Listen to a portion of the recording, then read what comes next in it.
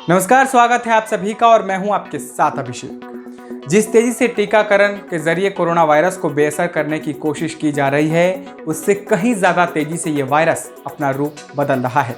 इसके रोज़ नए नए स्वरूप सामने आ रहे हैं। अमेरिका में हुए शोध में जब टीका लगाने के बाद संक्रमित हुए लोगों से मिले वायरस की जीनोम सीक्वेंस की गई तो पाया गया कि संक्रमण के लिए नया वेरिएंट जिम्मेदार है, जो ब्रिटेन और न्यूयॉर्क वेरिएंट के मिलने से बना है।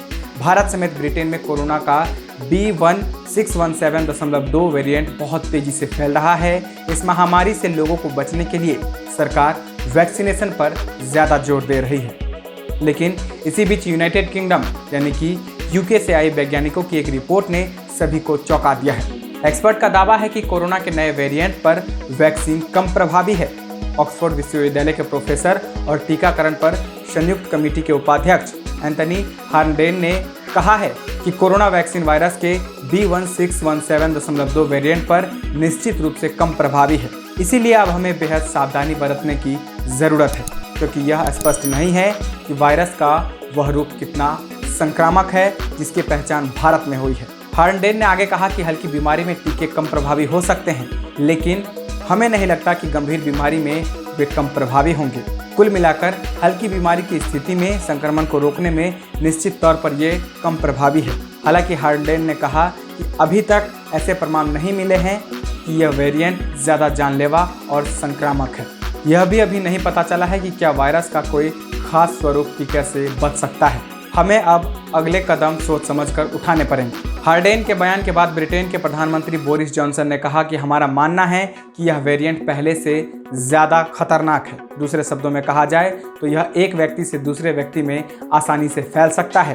फिलहाल यह नहीं पता चला है कि यह कितना फैल चुका है, लेकिन अगर यह वायरस संक्रामक है तो हमें आगामी दिनों के लिए कड़े फैसले लेने होंगे। इस दौरान उन्होंने 21 जून को सभी तरह के लॉकडाउन खत्म किए जाने की योजना में फेरबदल के संकेत भी दिए हैं। गौरतलब है कि प्रधानमंत्री बोरिस जॉनसन ने शुक्रवार को बिग अनलॉक का ऐलान करते हुए ब्रिटेन में सोशल डिस्टेंसिंग के नियम बदल दिए हैं। नए नियम के मुताबिक अब लोग अपने दोस्तों और रिश्तेदारों को गले लगा सकेंगे और उनके साथ पार्टियां भी कर सकेंगे। शोधकर्ताओं की माने तो जिस तेजी से टीकाकरण के जरिए वायरस पर काबू पाने की कोशिश जारी है, उससे भी कई तेजी से वायरस अपना स्वरूप बदलकर इसे बच निकलने की कोशिश कर रहा है।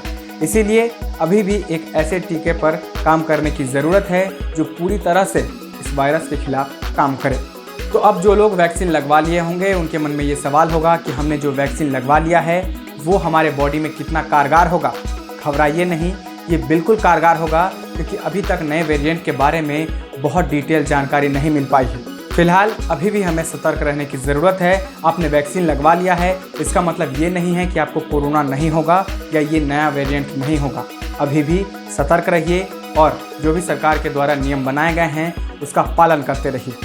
तो कोरोना के इस नए वेरिएंट के बारे में आप अपनी राय हमें कमेंट बॉक्स के जरिए ज़रूर बताएं, और जो दर्शक हमारा चैनल पहली बार देख रहे हैं वो चैनल सब्सक्राइब कर बेल आइकन दबाना ना भूलें। धन्यवाद।